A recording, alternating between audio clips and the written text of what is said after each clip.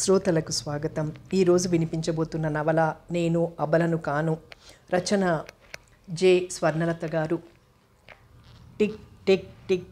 పెద్ద ముళ్ళు చిన్న ముళ్ళు 12 మీద మెరుస్తున్న పాము పిల్లల్లా ఒరుసుకుంటూ గాఢంగా హత్తుకుంటూ సెకండ్ ముళ్ళు చరచరా పాకుతోంది చిన్న కట్లపాములా. చీకటి గఫ్ఫరంలా ఉన్న గదిలో కొద్దిగా వెలుతురు. చైతన్యము మిగిల్చుకున్న రేడియం వాల్ క్లాక్ వైపు తదేకంగా దీక్షగా చూస్తోంది స్ఫూర్తి.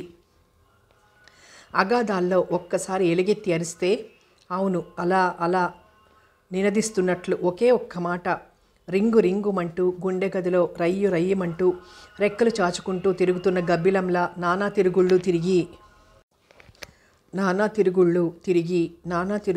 తిరిగి ఒక్కసారి ఎదురుగా సిల్క్ పరదాని ఒక్క నెట్టు నెట్టి కిటికీలోంచి దూసుకొచ్చిన గాలి శరీరాన్ని చల్లచల్లగా తడితడిగా తాకి వెనక్కి వెళ్ళిపోయింది. ఆ విసురుకి ఉలిక్కిపడి కిటికీ రెక్కలు కోసం ఆరాటపడుతూ అటు ఇటు కొట్టుకుంటూ కంగారు పడిపోతున్నాయి. క్లాక్ మీద నుంచి చూపులు తిప్పి భారంగా లేచి కిటికీ వైపు నడిచింది స్ఫూర్తి. బయట ప్రకృతి చైతన్యం, చీకటి, చలి, వర్షం బలంగా బంధించడంతో చీకటి ముసుగు వేసుకున్న శవంలా పడి ఉంది. చల్లగా ఉన్న కిటికీ గ్రిల్స్కి మొహం ఆనించి ఆకాశం వైపు చూసింది స్ఫూర్తి. రోజు చక్కగా మల్లె మొగ్గల్లాంటి చుక్కలతో మల్లెపందిరలా ఉండే ఆకాశం, ఆ మొగ్గల్ని తెంపిపోసుకోవడానికి మబ్బు కన్నెలు తెచ్చుకున్న వెండి పళ్ళెంలా చంద్రుడు ఎటుపోయాయో. గుడ్డ కట్టిన నల్ల సముద్రంలా ఉంది ఆకాశం. ఉండి ఉండి సముద్ర గర్భాన్ని చీలుస్తూ చమక్ చమక్మని మెరుస్తున్న మెరుపు తీగలు. ఏముంటుంది అక్కడ చూడటానికి? మెల్లగా గ్లాస్ డోర్స్ మూసి బోల్ట్ వేసింది స్ఫూర్తి. కడుపులో బిడ్డ పొజిషన్ మార్చుకున్నాడేమో. కుడివైపు పొత్తి కడుపు ఉబ్బెత్తుగా ఈ కండరాన్ని నరాల్ని కుదిపి ఆ గుదుపు గుండెల్లోకి తన్ని మధుర విషాదాల సమ్మేళనం మెదడులో మెదిలి పేలవమైన చిరునవ్వు పెదాల మీదికి తీసుకొస్తే నిస్త్రాణగా చల్లగా నునుపుగా హత్తుకుంటున్న గ్లాసెస్కి శరీరాన్ని ఆనించి అలాగే నిలబడిపోయింది స్ఫూర్తి. ఈ బిడ్డ తన గర్భంలో ఎలా చోటు చేసుకుందో తనకి తెలియదు. ఆ క్రియలో అనుభూతులు ఆరాటాలు తెలియవు. మానసికంగా తను కన్య, శారీరకంగా కాబోతున్న మాతృమూర్తి. మీరు బాగా అప్సెట్ అయ్యారు, కొద్దిగా కాఫీ తీసుకోండి. కాఫీ కప్పుని బలవంతంగా వేళ్ల గుత్తిలోకి గుచ్చితే కమ్మని సువాసన లీనుతున్న ఆ వేడివేడి కాఫీని చివరి చుక్క వరకు ముందు నిరాసక్తంగా, తర్వాత ఇష్టంగా, ఆఖరి సిప్లో కళ్ళు తెరిచిన మూసిన చీకటి వలయాలు గిర్రుగిర్రున తిరుగుతూ రంగురంగుల రాట్నం మీద రౌండ్స్ కొడుతున్నట్లు. ఎంత బలవంతం చేసినా కనురెప్పలు ముకులించుకుని పోతున్నాయే కానీ విప్పారడం లేదు. మెదడు హింటిస్తోంది, పారిపో పారిపో, నీ ముందున్నది మనిషి కాదు, మానిటర్కి పంజా విప్పుతోంది. సరిగ్గా పంజా కింద నిలబడున్నావు, పారిపో. తను లేచి సోఫా అంచుని పట్టుకుని నడుస్తుంటే, చున్నీ కాళ్ళకి చుట్టుకుంటుంటే, వంగి తీసుకోవాలన్న ప్రయత్నానికి కళ్ళు సహకరించకపోతే మైనపు మేఘాలు దట్టంగా మెదడుని కమ్మేస్తుంటే 1, 2, 3, 4 అడుగులు సోఫాని మెత్తగా ఒరుసుకుంటూ తన శరీరం జారుతూ నేల మీదికి కుప్పలా కూలడం తనకి తెలుసు. దాదాపు 8 గంటల సేపు 2 ఇనప చేతుల మధ్య తన నగ్న శరీరం. బాత్రూంలో నిలువుటద్దం ముందు కూడా సిగ్గుగా చూసుకునే తన నగ్నత్వం, పాలరోజాల మృదుత్వం, రత్నాలు పగడాలు కెంపులు ముత్యాలు గుదిగుచ్చిన దాచిన సొగసుల పేటిక, వెన్న మీగడ రంగరించి మెత్తి వాటి సారాన్ని పీల్చుకొని నిగినగా మెరుస్తున్న గ్లాసీ సిజార్, నియమిత ఆహారంలో కొలతల పరిపక్వతకి కట్టుబడ్డ ఫిజిక్, అణువణువున పరుచుకొని సముద్రాన్ని కలవబోయే నదిలా ఉరుకులు పరుగులు పెడుతున్న యవ్వన ప్రభంజనం, ఆగి నలిగి నిరాటంకంగా నిర్లజ్జగా కొట్టబడి పవిత్రత ఉరివేయబడిన ఆ భయంకరమైన క్షణాలకి సాక్ష్యంగా బిడ్డ. అయినా తను నిశ్శబ్దంగా భరిస్తూ పాపభారాన్ని మోస్తూ పరిష్కారం గురించి తర్జనభర్జనలు పడుతుంటే ఆ విధవ, ఆ స్కౌండ్రల్ బ్లాక్మెయిల్ చేస్తున్నాడు. బ్లాక్మెయిల్, మాతృత్వానికి బేరం, తల్లి మనసుతో వ్యాపారం. కామెంట్సు సన్నగా మాంసం తిన్నామని ఎముకలు మెడలో వేసుకున్నట్లు నానా తిరుగుళ్ళు తిరిగి కడుపేసుకుని చెరిచింది చాలక వేటాడాలని చూస్తున్నాడు. భయంకరమైన వేట. వాడు మనిషేనా? రాక్షసుడు, నరరూప రాక్షసుడు. పవిత్రత, పాతివ్రత్యం అన్న సెంటిమెంట్ కట్టుగొయ్యకి తనని కట్టేసి చెర్నాకోల్తో అదిలిస్తూ గింగిరాలు తిప్పుదామనుకుంటున్నాడేమో. నెవ్వర్, ఎప్పటికీ తను లొంగదు. తగిన గుణపాఠం చెప్పి తీరుతుంది తను. నేను స్ఫూర్తిని. ఎస్, ఐఆమ్ స్ఫూర్తి. కాగడాల మనసు మండిపోతుంటే ఆ ఎరుపు పాకి కుంకుమ పువ్వుల కళ్ళు ఎర్ర గులాబీలు పొదిగినట్లు చెంపలు ఒకదాన్నొకటి ఒరుసుకుంటూ మెలితిరుగుతున్న వాడిన గులాబీ మొగ్గల్లా పెదవులు అగ్ని జ్వాలలా ఉంది స్ఫూర్తి. రాకింగ్ చైర్లో పడుకుని తలా చేతులు వెనక్కి వేలాడేసుకుని దీర్ఘంగా సుదీర్ఘంగా మెదడుని ఆలోచనల కొలిమిలా మార్చి మండించుతూ ఎంతసేపు అలా పడుకుందో ఒకే ఒక్క పాయింట్ని సెంటర్ చేసుకుని ఆమె ఆలోచనలు రౌండ్స్ కొడుతున్నాయి. వాడికి నా బిడ్డే దిక్కు కావాలి. పుత్రభిక్ష పెట్టు అని నా కాళ్ల మీద పడాలి. నా వంచన వల్ల నువ్వు తల్లివయ్యావు, కానీ నానా తిరుగుళ్ళు తిరగడం వల్ల కాదు అని వాడు ఒప్పుకోవాలి. అప్పటికి గాని తనలో ఈ బాధ మంటలు ఆరవు, చల్లారవు. నేను అబలను కాను మామూలు ఆడపిల్లని కాను. నేను స్ఫూర్తిని. సైంటిస్ట్ కృష్ణమోహన్ కూతురు స్ఫూర్తిగా ఆమె మస్తిష్కంలో జిగ్గున ఓ ఆలోచన మెరుపులా మెరిసింది. స్ఫూర్తి, యు ఆర్ గ్రేట్ అని తనంతానే అభినందించుకుంది స్ఫూర్తి. పల్చని కాంతి కెరటాలు ఆమె ముఖమండలం మీద మెల్లగా పరుచుకున్నాయి.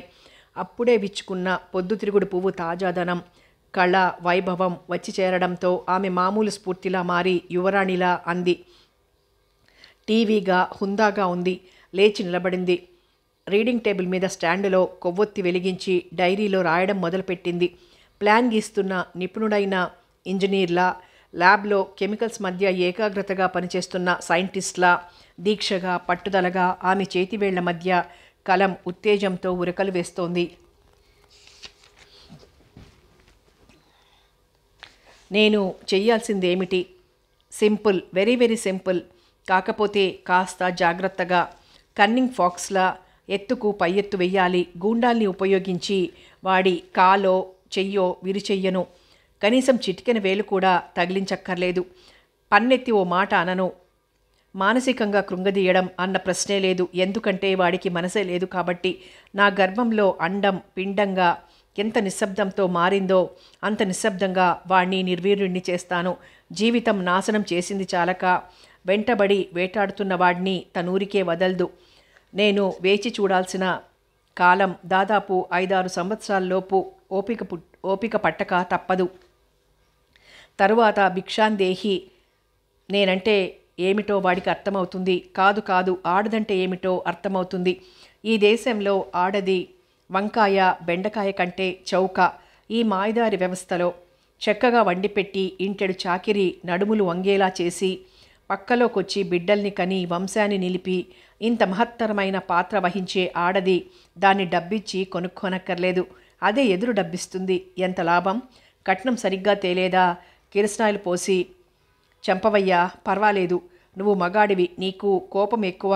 అది తీర్చుకోవడానికి ఇంటి దగ్గర నీకోసం గుమ్మానికి కళ్ళు అతికించి ఎదురు చూసే ఓ మాంసం ముద్ద ఉంటుంది.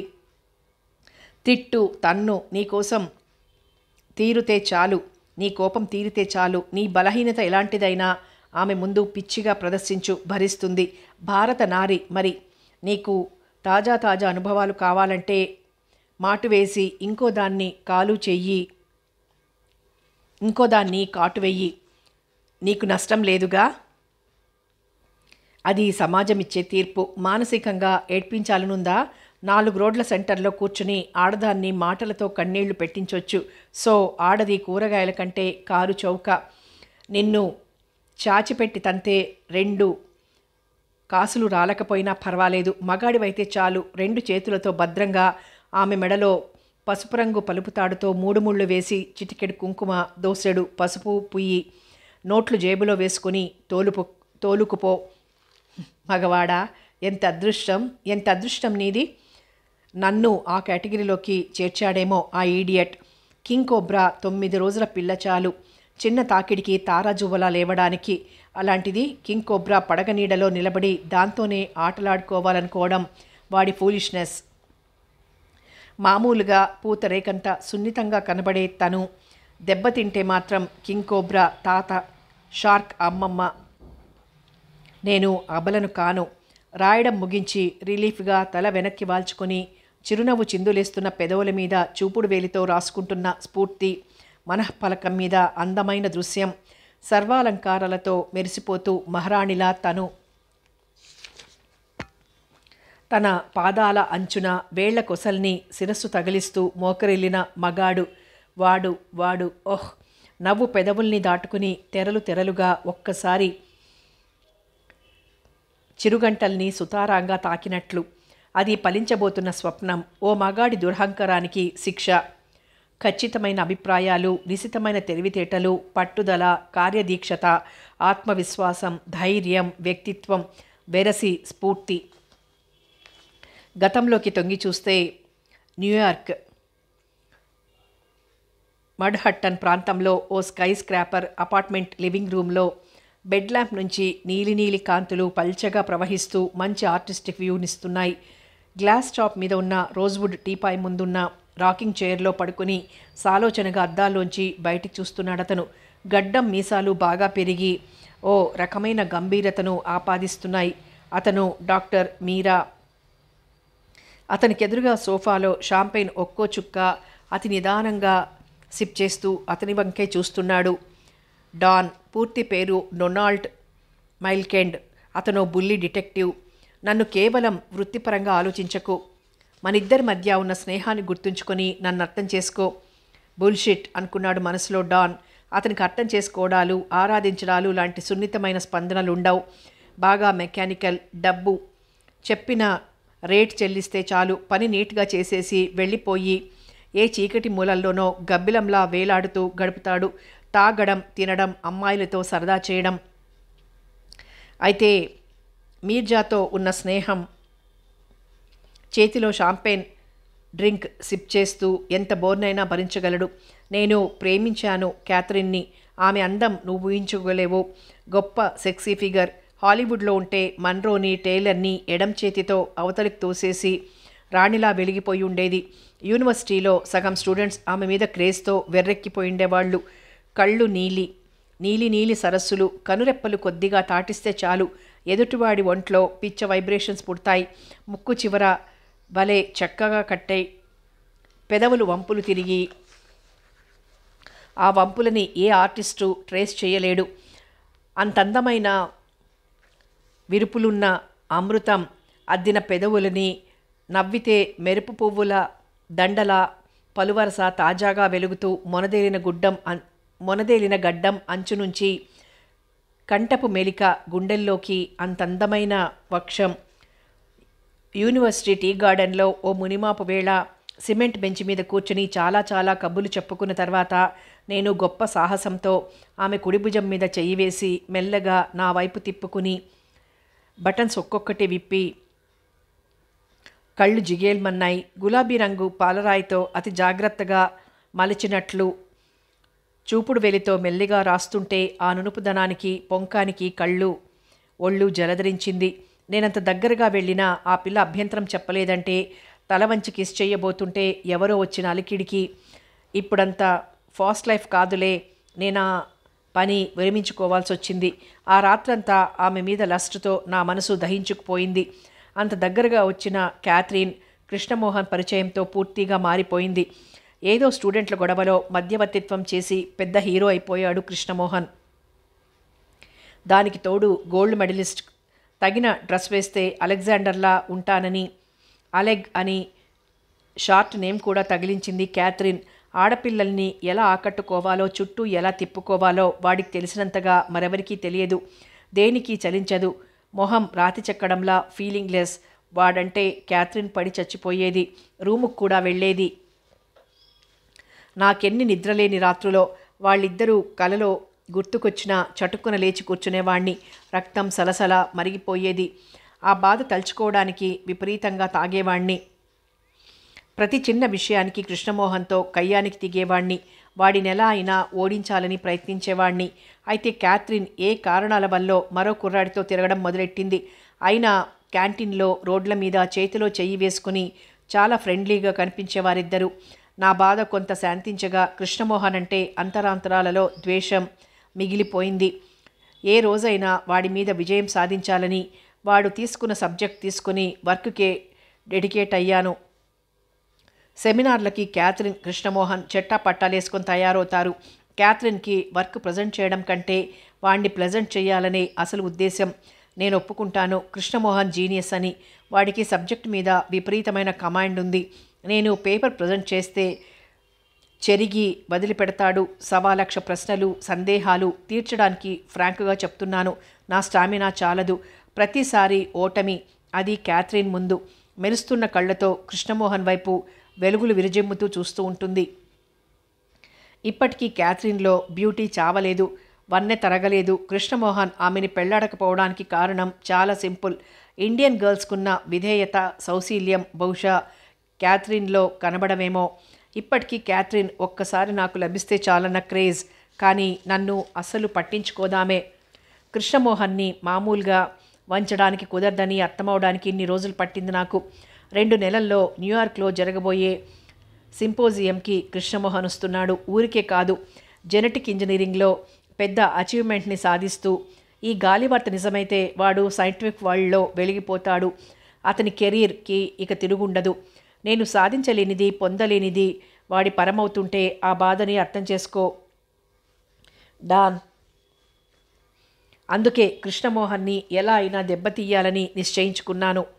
మానసికంగా చంపాలి. క్యాథరిన్ కూడా అతన్ని అసహించుకునేంతగా అతన్ని అధపాతాళానికి తొక్కాలి. ఎలా? అందుకే నేను పిలిపించింది డాన్. క్యాథరిన్ మీద నాకు కూడా ఇంట్రెస్ట్ పుడుతోంది నీ వర్ణనలు వింటుంటే. ఓకే, ఇంతకీ నన్నేం చేయమంటావు?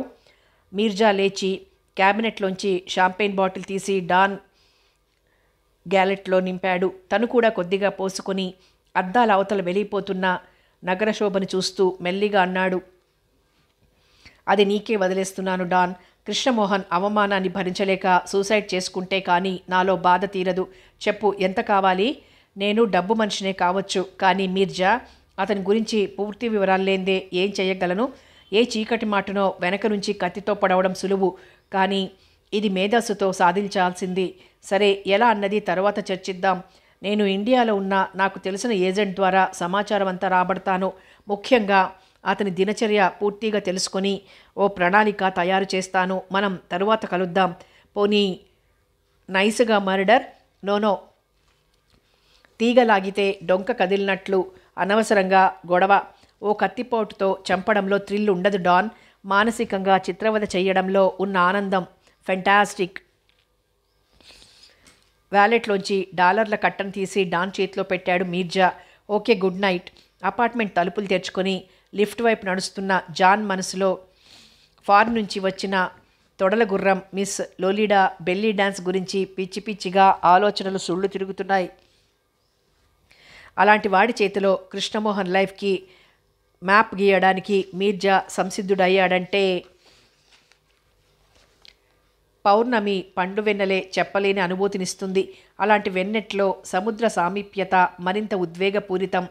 వెండి పూత పూసుకున్నట్లు సముద్రుడు ఆ ఆనందం పట్టలేక కెరటాల చేతుల్ని ఉవ్వెత్తున లేపుతూ కాటేజ్ వరండాలో కుర్చీ వేసుకుని సిగార్ పీలుస్తూ సముద్రాన్ని చూస్తూ ఆనందమో ఆలోచనో నోరు విప్పి చెప్తే తప్ప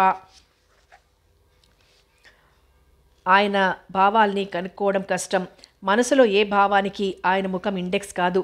తండ్రితో ఒకసారి దగ్గరతనం, మరోసారి అంతులేని దూరం ఫీల్ అవుతూ ఉంటుంది స్ఫూర్తి. నేను స్విమ్మింగ్కి వెళ్తాను డాడీ అంది తండ్రి బుగ్గ మీద సుతారంగా పెదవులానిస్తూ స్ఫూర్తి. అలాగే వెళ్ళు బేబీ. స్వప్నావిష్టుడిలా ఆయన చిత్రంగా చూస్తోంది శశిరేఖ. ఆ పిల్లకి వాళ్ళిద్దరి అనుబంధం చాలా తమాషాగా ఎంతో విచిత్రంగా ఉంది. ఇద్దరూ ఎంతో అర్థం చేసుకున్న ఫ్రెండ్స్లా ఉన్నారు. తప్పితే తండ్రి కూతుళ్ళలా లేరు. అదే తమింట్లో అయితే నాన్నకి తనకి మధ్య ఎలా ఉంటుంది? నీ కాలేజీ చదువు కాదు, కానీ ఫీజులు కట్టలేక చస్తున్నాను. ఎందుకు వచ్చిన చదువులు? ఇటు చదువుకు పెట్టాలి, అటు మళ్ళీ పెళ్ళికి మూట కట్టాలి.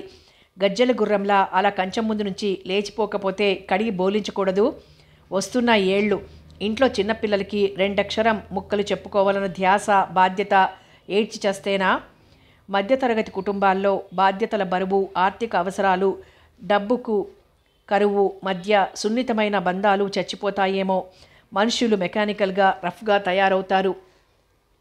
ఇక అమ్మ ధోరణి మరో రకం.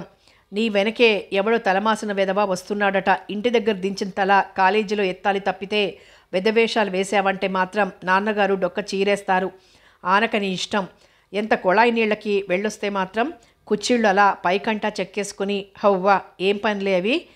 రోజులో ఒక్కసారైనా ఈ రకం ట్యూను వినిపించక మానదు. స్ఫూర్తి బలవంతంగా అమ్మని ఒప్పించి తనని తీసుకొచ్చింది. అమ్మకెంత చాదస్తమో గిరిగీసి చిన్న పరిధి సృష్టించింది.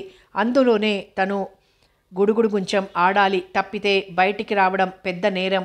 బయటికి రావడం అంటే ఎప్పుడైనా ఫ్రెండ్స్తో సినిమాలకి ఫంక్షన్స్కి వెళ్ళేటప్పుడు కూడా 1,00,000 ఆంక్షలు విధించడం తప్పు కాదు, కానీ ఎంతవరకు అన్నది అమ్మ ఆలోచించదు.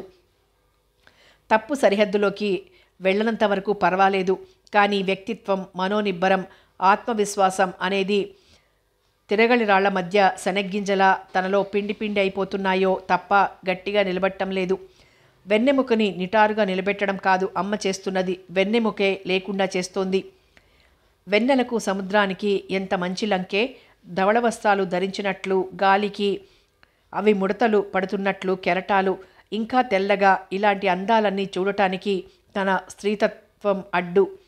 రంగు వెలిసిన గోడల మధ్య కుక్కి మంచంలో తమ్ముడు మాటమాటికి కాలు వేస్తుంటే తప్పిస్తూ దోమల్ని తోలుకుంటూ, అమ్మా నాన్నల కీచులాటల నేపథ్యంలో నిద్ర రాక జయమాలిని క్యాలెండర్ పక్కనే సుబ్రహ్మణ్యేశ్వర స్వామి క్యాలెండర్ గాలికి కదులుతుంటే వాటిని చూస్తూ కనీసం ఊహల్లోనైనా తీయగా విహరిద్దామంటే ఆ వేళ ఏం కర్మో, తనకి చచ్చిన కలలు కూడా అందంగా రావు. చింతపండు ముద్దలాంటి మొగుడు, వాడి అరిగిన మొహం, తను తలుపు వారనే నిలబట్టం, అమ్మ కాఫీ గ్లాస్ ఇవ్వమనడం, ఇలాంటి చచ్చు కలలు. తన మనసే ఓ పుచ్చు వంకాయ మరి. శశిరేఖది చాలా ఆలోచించే మనసు. ఒకసారి అతి సున్నితంగా, మరొకసారి వాస్తవికతకి అంత చేదుగా. ఏమిటి ఆలోచన అంది స్ఫూర్తి శశి చెయ్యి పట్టుకుంటూ. ఎవరైనా వచ్చి ఏదైనా అనుమానంగా అంది శశి. ఇంకా నయం, నేనేం అల్లాటప్పాననుకున్నావా, ఉతికి ఆరయ్యను నవ్వింది స్ఫూర్తి. ఆ పెదవుల ఎర్రదనానికి కాంట్రాస్ట్గా వెన్నెల్ని తన పలువరస మీదే నిలిపేసినట్లు తెల్లటి తళుకు, ఆల్చిప్పల్లాంటి ఆ కళ్ళల్లో మిలమిలా మెరుస్తున్న కత్తిలాంటి వాడిదనం. తన నైటీ తాళ్లు విప్పుకుంటూ నువ్వు రాకూడదు అంది స్ఫూర్తి. నా కర్మ, ఆఖర్న అలా ఒకసారి మునిగిలేస్తాన్లే, పుణ్యం కూడా అంది శశి ఇసుకలో కూలబడుతూ. ఆమె పక్కనే నైటీ కుప్పలా వచ్చి పడింది. ఎదురుగా నిలబడి ఉన్న స్ఫూర్తిని తెల్లబోయి చూస్తోంది శశి. 5 అడుగుల 8 అంగుళాల పొడవు, శరీరం స్విమ్మింగ్ సూట్లో కదులుతుంటే వెండి కత్తులు చూస్తున్నట్లు, యవ్వనం, ఆరోగ్యం అణువణువున పొందిగ్గా బిగువుగా పట్టి ఉంచినట్లు ముద్దొచ్చేలా ఉందామే. కుడి చెయ్యి ఎత్తి సెల్యూట్ కొట్టి ఓ అద్భుత సౌందర్య లహరి. సముద్రుడు పురుషుడైతే నువ్వు అందాల ప్రకృతివి కాకపోతివి, సీతాకోక చిలుకవి. నీ అందాల మకరందం గ్రోలి కవిత్వం చెప్పడానికి ప్రయత్నిస్తోంది శశి. ఇంతవరకు బాగానే ఉన్నావు కదే, ఇంతలో ఏమొచ్చింది నీకు అంది జాలిగా స్ఫూర్తి. ఇంత అందం నువ్వే ఉంచేసుకోవాలేమిటే, పోనీలే నీకు పంచుతాను. వస్తున్న నవ్వుని ఆపుకుంటూ శశి పక్కనే కూర్చుంది స్ఫూర్తి. గ్రీస్ టైపు క్రీమ్ శరీరానికి నిదానంగా తేలిగ్గా పట్టించింది. ఇదేమిటే, అవును తల మీద క్యాప్ వేసుకోవా అంది శశి. సాల్ట్ వాటర్ కదా, ముందు జాగ్రత్త చర్య. సముద్రంలో అసలు బర్త్డే సూట్లో ఉండాలనిపిస్తుంది. అది సరే కానీ స్ఫూర్తి, నువ్వు బ్యూటీ కాంటెస్ట్లో ఎందుకు పోటీ చేయకూడదు? నువ్వు మిస్ వరల్డ్ అయినా ఆశ్చర్యం లేదు అంటున్న శశి వైపు సూటిగా వాడిగా చూసింది స్ఫూర్తి. అన్ని భాగాలు టేప్తో కొలిచి చూస్తుంటే మనల్ని కాదన్నట్లు వదిలేసి అదంతా ఓ న్యూసెన్స్. ఇప్పుడంటే అన్నావు కానీ మరోసారి ఆ మాటెత్తకు. నువ్వు అప్ టు డేట్. స్ఫూర్తి కళ్ళల్లో తీవ్రత చూసి మాట ఆపేసింది శశి. అప్ టు డేట్ అంటే ఏమిటే నీ అర్థం అసలు? మోడర్న్ పేరుతో విచ్చలవిడిగా తిరగడమా? బాయ్ ఫ్రెండ్స్ని కావలించుకొని కూర్చొని మోటార్ సైకిల్స్ మీద తిరగడమా? డ్రింక్స్ తీసుకోవడమా? సిగరెట్లు తాగడమా? శారీరక సుఖాలని వెతుక్కోవడమా? ఏమిటి నువ్వు చెప్పే అప్ టు డేట్?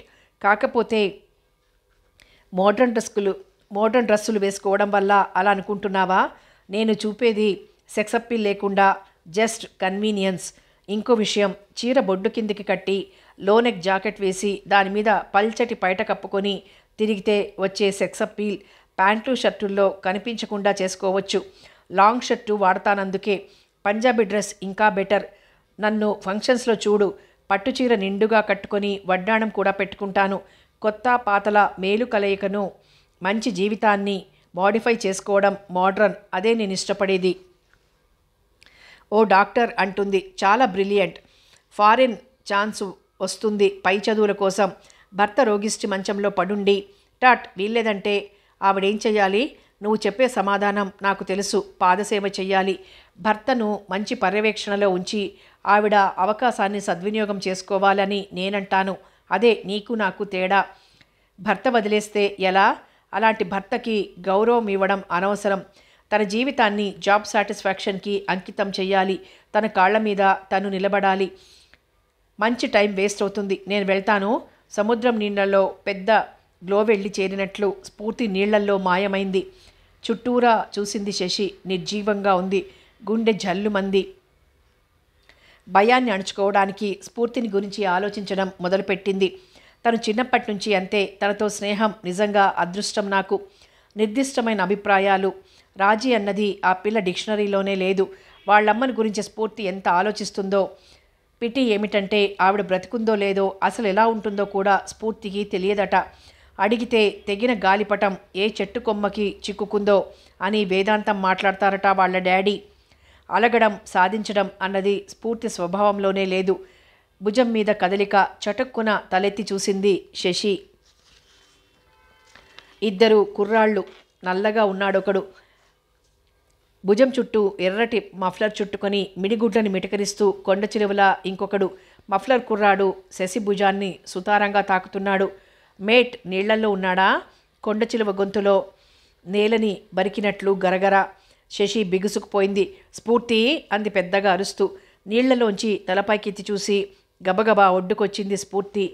పెద్ద వెండి చేపల నీటి బిందువులు ముత్యాల్లా శరీరం మీద మెరుస్తుంటే నీళ్లలో ముంచి తీసిన తెల్ల కలువలా వస్తున్న స్ఫూర్తిని చూసి కుర్రాళ్ళిద్దరూ మర్మెయిడ్ని చూస్తున్నట్లు ఉండిపోయారు. ఏమిటి సంగతి? అంది స్ఫూర్తి వాళ్ల వైపు తేరిపారా చూస్తూ. సరిగంగ స్నానాలు ఇంకా బావుంటాయి. ఒకడు వెకిలిగా నవ్వుతూ అన్నాడు. ఐసీ. నెమ్మదిగా నైటీ తీసుకుంటున్నట్లే తీసుకుని 2 గుప్పిళ్లతో ఇసుక తీసి వాళ్ల కళ్లల్లో విరిజిమ్మింది. వాళ్ళు షాక్ నుంచి తేరుకునే లోపునే కడుపు మీద కాలితో తన్నింది. పిడికుళ్ళు బిగించి దవడలు వాయించి వదిలిపెట్టింది. ఇద్దరూ పడుతూ లేస్తూ పరిగెత్తారు. వెధవలు మూడ్ పాడు చేశారు. నువ్వు వెళ్ళి డాడీ దగ్గర కూర్చో, నేను సముద్రంలోకి వెళ్తాను. తాపీగా అంది స్ఫూర్తి. వాళ్ళిద్దరూ ఇంకా కొందరిని వెంటబెట్టుకొస్తే ఏడిశారు. నా దగ్గర రివాల్వర్ ఉందిలే. అది కాదు, నువ్వేమిటి చలిమిడి ముద్దలా ఉండిపోతావు? కొంచెం ప్రతిఘటించడానికి ప్రయత్నించొచ్చు కదా. అర్ధరాత్రి అవసరం వస్తే, బయటికి వెళ్లాల్సి వస్తే సురక్షితంగా తిరిగి రావడానికి మనల్ని మనం సంసిద్ధం చేసుకోవడం మోడ్రన్. భయపడటం కాదు.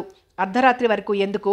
సపోజ్ కాలేజీలో లేట్ అయి నువ్వు తిరిగి వస్తుంటే కాస్త మరుగ్గా ఉన్న చోట ఎవరైనా చేయి పట్టుకున్నాడనుకో, రక్షించుకోవడానికి ప్రయత్నించాలి. కానీ బొమ్మలా నిలబడిపోతే ఎలా? ప్రతి సమయం మనది కాదు కదా. నేను కరాటేలు నేర్చుకోలేదు, కానీ ప్రమాదం ఎదురైతే ఎలా తప్పించుకోవాలన్నది ప్రతి కోణంలోంచి ఆలోచించి ప్రాక్టీస్ చేస్తాను. పూర్వకాలమైతే కాపాలిచ్చి పాతివ్రత్య మహిమతో రక్షించుకునే అవకాశాలుండేవి. సరే నేనొస్తాను అని స్ఫూర్తి అంటుంటే శశి తెప్పరిల్లి ఏదో కసి బాధ మనసంతా నిండిపోగా అంది. నేనిక్కడే కూర్చుంటాను, నువ్వెళ్ళు. ఆ ధైర్యమే కావాలి శశి. నీళ్లలోకి దూకింది స్ఫూర్తి. శశి కాళ్ల చుట్టూ చేతులు వేసుకుని కదులుతున్న నీళ్ల వైపే సాలోచనగా చూస్తోంది. ప్రపంచంలో ఆనందమంతా తన స్వంతమే అయినట్లు హాయిగా స్వేచ్ఛగా నీళ్ల మీద తేలుతున్న పూల చెండులా ఉవ్వెత్తున లేస్తున్న కెరటాలకి శరీరాన్ని అప్పగించేసి సముద్రంలో చాలా ఉత్తేజంగా లీనమైపోతోంది స్ఫూర్తి. ఆ ఆనందాన్ని ఆడపిల్ల అన్న కారణంగా ఎందుకు వదులుకోవాలి? కుర్రాడి చెయ్యి పడిన భుజం మీద కసిగా రుద్దుకుంది. కమాన్ శశి అంటూ అరిచింది స్ఫూర్తి. అదురుపాటుతో నిలబడి నీళ్ళంచుకు గబగబా వచ్చిన శశి పాదాల్ని పట్టి నీళ్లలోకి లాగేసింది స్ఫూర్తి. ఒక్కసారి చల్లగా చాలా విగరస్గా చుట్టుముడుతున్న కెరటాలు. ముందు భయం వేసిన కొద్దిసేపటికి తను ఎంజాయ్ చేయడం మొదలెట్టింది శశి. అఖండ జలరాశి, అంతులేని ఆకాశంలోంచి తెల్లటి పట్టుపరదాలు పరుస్తున్న చందమామ. శరీరం చెప్పలేనంత తేలిగ్గా, అన్నిటికీ అతీతంగా శృంఖలాలన్నీ తెంచుకొని పక్షి ఈకంత తేలిగ్గా ఫీల్ అయిపోతూ ఏదో ట్రాన్స్లోకి వెళ్ళిపోయింది శశి. ఇద్దరూ నీళ్లంచున పాలపిట్టల్లా పరిగెత్తుతూ, నీళ్లలోకి జారుతూ, లేస్తూ, ఒకరిని ఒకరు తోసుకుంటూ, ఇసుకలో చిన్నపిల్లల్లా బొమ్మరిళ్ళు కట్టుకొని కేరింతలు కొడుతూ, స్వేచ్ఛలోని గొప్ప ఆనందాన్ని అనుభవిస్తూ, మెదడు బిగువుగా పుచ్చుకున్న ఉరితాళ్లని వదిలేసినట్లు. బాల్యంలో కూడా అంత ఆనందాన్ని, తేలికదనాన్ని అనుభవించిన గుర్తులేదు శశికి. ఏదో ఉద్వేగం, సంతోషపు పొంగు. అలా ఎన్ని గంటలో. థ్యాంక్స్ స్ఫూర్తి అంది శశి. వెన్నెల, సముద్రం, శుభ్రమైన చల్లగాలి, పచ్చిక మైదానాలు, ప్రకృతి ఎంత అందమైనదో, ఎంత సుఖాన్నిస్తామో అనుభవించిన వాళ్ళకే అర్థమవుతుంది శశి. వాటిని అనుభవించడానికి కూడా ఆడదానికి 1,00,000 ఆంక్షలు, అడ్డంకులు. నేర్పుగా, బలంగా ఓ సాంప్రదాయాల వలని అల్లుకుంటూ వచ్చి అందులో చిక్కుకున్న పావురాయం చేశారు శశి. మనందరం ఏకమై ఒక్కసారి లేస్తే అలాంటి 1,00,000 వలలు కూడా ఏమీ చెయ్యలేవు. ఆడదానికి ఆడదే శత్రువైనప్పుడు ఈ బానిసత్వం ఇంకా ఇంకా వేళ్ళూనుకుని నిలబడుతుంది. మనం వయసులో ఉన్నాం, అనుభవానికి పనికొస్తాం. సరే, చిన్నపిల్లలు, 5-6 ఏళ్ల పిల్లలు కూడా అఘాయిత్యాలకి గురవుతున్నారంటే మనసు తరుక్కుపోతోంది. ఆడదో ట్రెజరీ, అవయవాలన్నీ రకరకాల నగలు. ఆ ట్రెజరీకి ఎంతో సెక్యూరిటీ ఇవ్వాల్సి వస్తుంది. సెక్యూరిటీ లేని ఆడవాళ్ల జీవితాలు గాజు సీసాల్లోకి వెళ్ళిపోతాయి. చాక్లెట్స్కి అందమైన ర్యాపర్ తొడిగి అమ్మకానికి పెట్టినట్లు ఆడమాంసం అంగట్లోకి వస్తుంది. అమ్మకం, శరీరం కుళ్ళిపోయేంత వరకు అమ్మకం జరుగుతుంది. ప్రతిరోజు వాళ్ళు చస్తూ బ్రతుకుతూ ఉంటారు. కట్నాల చావులు. ఇక్కడ ఆడది కొడుకు దరిద్రపు బుద్ధికి ఎదురు తిరగదు, వంత పాడుతుంది. సంఘం ఆ అవకాశాన్ని మగవాడికిస్తోంది. 2 నెలల తర్వాత ఆ వెధవ పెళ్లిపీటల మీద కూర్చుంటే అక్షింతలు చల్లుతుంది. న్యాయాన్ని మభ్యపెట్టడం కావాలిక్కడ. చాలు, మగాడు మామూలు వ్యక్తిగా చలామణి అవుతాడు. రేపుకి గురైన ఆడదాన్నే కాకుల్లా పొడుస్తుంది సమాజం. చచ్చేంత వరకు వేటాడుతుంది. స్త్రీని ఒక సెక్స్ సింబల్గా, అబలగా చూస్తారే కానీ ఓ శక్తిగా, జాతికి జీవాల్ని అందిస్తున్న దేవతగా ఎందుకు చూడరో అర్థం కాదు. నెత్తిన పెట్టుకోనక్కర్లేదు, కనీసం సాటి మనిషిగా చూస్తే చాలు. ఆడవాళ్లు ఒంటరిగా ప్రయాణాలు చేయాల్సి వస్తుంది. రాత్రిపూట ఒంటరిగా బస్సు కోసమో ట్రైన్ కోసమో నిలబడితే చదువుకుంటున్న కుర్రాళ్ల దగ్గర నుంచి బిడ్డల తండ్రులు, వృద్ధులు కూడా ఆమె చుట్టూ గద్దల్లా తిరుగుతారు. ఎంత అసహ్యమైన పరిస్థితో. ఆఖరికి సైంటిఫిక్ వరల్డ్లో కూడా ఆడదానికి ఆక్రోశం తప్పడం లేదు. ఓ ఫారిన్ లేడీ ఆఫీసర్ న్యూ సైంటిస్ట్లో no escape from sexist science అన్న వ్యాసంలో తన గోడంతా వెళ్ళబోసుకుంది. ఆవిడ పేరు పేట్రియాసియా లెనిన్. న్యూ సైంటిస్ట్ మంచి పేరున్న సైంటిఫిక్ జర్నల్. సైంటిఫిక్ వరల్డ్కి అద్దం పట్టే ఆ మ్యాగజైన్లో కూడా స్త్రీకి జరుగుతున్న అన్యాయాల్ని గురించిన వేదన. కాన్ఫరెన్సులకి లేడీ సైంటిస్టుల్ని తక్కువ మందినే పిలుస్తారట. అదే మిలిటరీ కాన్ఫరెన్సుల్లో అయితే లేడీస్లు అసలు ఉండరట. మగవాళ్ళ డామినేషన్ ఎక్కువ. ఎకడమిక్ లైఫ్లో ఉన్నప్పుడు తను పడ్డ బాధలు కూడా చెప్పుకొచ్చింది. ఎన్ని సాధించినా ఆఫ్టర్ ఆల్ ఆడది అన్న చిన్న చూపు. ఓసారి ఒక మీటింగుకి వెళ్ళాను. ఆడవాళ్ల వింగ్లో కంట్రోల్ చేస్తూ లేడీ కానిస్టేబుల్స్ ఉన్నారు. వాళ్ళు చాలా నేర్పుగా తమ డ్యూటీని నిర్వహిస్తుంటే చాలామంది కుర్రాళ్ళు నోళ్లు వెళ్ళబెట్టుకుని చూస్తూ కామెంట్స్. ఒకరిని సిల్కు స్మిత్ అని, అనురాధని, జయమాలిని అని, వాళ్ల ప్రతికదలికని పచ్చిగా విమర్శిస్తున్నారు. కలెక్టర్ కూడా లేడీయే, చాలా చురుగ్గా ఉంది. ఎగరేసుకుంటూ తిరుగుతోందిరా. ఎంత కలెక్టర్ అయినా రేపు నేనిక చెప్పను, ఊహించుకో. ఆమె స్త్రీతత్వాన్ని చూస్తారే కానీ ఆమెలో ఉన్న టాలెంట్ని ఎందుకు గుర్తుంచుకోరు? ఏదో దుగ్ధ అంతే. అలాంటి విమర్శలని ఎంత తీసి పారేద్దామనుకున్నా మనసు చివుక్కుమనక మానదు. స్ఫూర్తి మొహం మందారంలా అయింది. శశి అంది. కుళాయి దగ్గరికి నీళ్లకి వెళ్ళక తప్పదు. వీధి చివర ఇంటి తాతగారు, వాళ్ళ అబ్బాయిలు, మేడ మీద కాలేజీ కుర్రాళ్ళు డేగల్లా చూస్తూ ఉంటారు. బిందె ఎత్తుకోవడానికి వంగితే అమ్మడు అలాగే ఉండు అని పాటలు. కొద్దిగా భుజాలు, జగనాలు తడిసి కనబడితే ఏదో తృప్తి వాళ్ళకి. బస్లో ఒక్కో కండక్టరు హడావిడిగా తిరుగుతున్నట్లుగా నటిస్తూ శరీరాన్ని తాకుతూ పోతాడు. ఏమన్నా అంటే వచ్చే ఎదురువాళ్లకి సిగ్గుతో చితికిపోవాల్సి వస్తుంది. నిద్రాదేవి మనసు వాకిళ్ళకి చేరవేసి శరీరాన్ని ప్రేమగా మృదువుగా ఒడిలోకి తీసుకుంటుంటే ఇద్దరూ లేచి కాటేజ్ వైపు నడిచారు. బిస్లరీ సోడా తలల మీద వంపుకొని తలారా స్నానం చేసి నిద్రంతా తేలిపోగా పొగలు కక్కుతున్న కాఫీ కప్పుల్ని తెచ్చుకుని వరండాలో కూర్చొని ఇష్టంగా తాగారు. తెల్లవారిన తర్వాత ఓ నాటు పడవలో కొంత దూరం సముద్రంలో తిరిగారు. ఎగిరెగిరి పడుతున్న కెరటాల మీద ఉయ్యాల లూగుతున్న పడవలో ప్రయాణం చాలా సరదాగా ఉంటుంది. ఆ సరదాను కూడా అనుభవించి తిరుగు ప్రయాణానికి సిద్ధమయ్యారు. ఏదో ఇంకా అక్కడ మిగిలిపోయిందన్న వెలితి. అదే శశి స్ఫూర్తితో అంటే చెవిలో గుసగుసలాడింది స్ఫూర్తి. మీ ఆయన ఉంటే ఆ కాస్త సరదా ఎంత లోతుగా ఆలోచించగలదో అంత అల్లరిగా కూడా మాట్లాడగలదు స్ఫూర్తి. శశి బుగ్గల నిండా చిరుసిగ్గులు కెరటాలు అల్లిబిల్లిగా తోసుకుంటూ చక్కని జ్ఞాపకాల సుమమాలలలో మనసనే పల్లకీని అందంగా అలంకరించుకొని ఊరేగుతున్నట్లు చాలా సున్నితమైన భావాల కదలికతో శశి మనసు నిండిపోయింది. ఆ సాయంత్రం ఓ రెస్టారెంట్లో కలుసుకున్నారు డాన్, మీర్జా. మీర్జాకి చాలా ఉద్వేగంగా ఉంది. డాన్ నిదానంగా కుర్చీ లాక్కుని కూర్చొని చిరునవ్వుతో ఓ పేపర్ని మీర్జా ముందుకు తోశాడు. కృష్ణమోహన్ దినచర్య చాలా క్రమశిక్షణగా టైం ప్రకారం జరిగిపోతూ ఉంటుంది. పరోక్షంగా కూతురి సహాయం పూర్తిగా ఉంటుంది. ఆ అమ్మాయి పేరు స్ఫూర్తి. చాకులాంటి పిల్ల. డిగ్రీ చదువుతోంది. మామూలు ఇండియన్ గర్ల్స్కి లేని చొరవ, సునిశ్చితత్వం ఆ అమ్మాయి సొంతం. 5 గంటలకు లేచి మార్నింగ్ వాక్ చేస్తాడు కృష్ణమోహన్. 6 గంటలకి బ్రేక్ఫాస్ట్ తీసుకొని కాసేపు సైంటిఫిక్ మ్యాగజైన్స్ తిరిగేస్తాడు. స్ఫూర్తి ఆయనకి మందులు ఇస్తుంది. Sugar complaint, general weakness, acidity ఆయన్ని తీవ్రంగా బాధించే సమస్యలు. ఇద్దరూ కాసేపు సంభాషణ జరిపి తరువాత ఎవరి వ్యాపకాల్లో వాళ్ళు మునిగిపోతారు.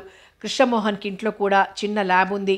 అందులో కొంచెం సేపు గడుపుతాడు. స్ఫూర్తి కాలేజీకి వెళ్తూ తండ్రిని కరెక్ట్ టైంకి మందులు వేసుకోమని హెచ్చరిస్తూ అవసరమైన టాబ్లెట్స్ వేసుకోవాల్సిన టైం సూచిస్తున్న చిన్న స్లిప్పు కోటు జేబులో జాగ్రత్తగా ఉంచుతుంది.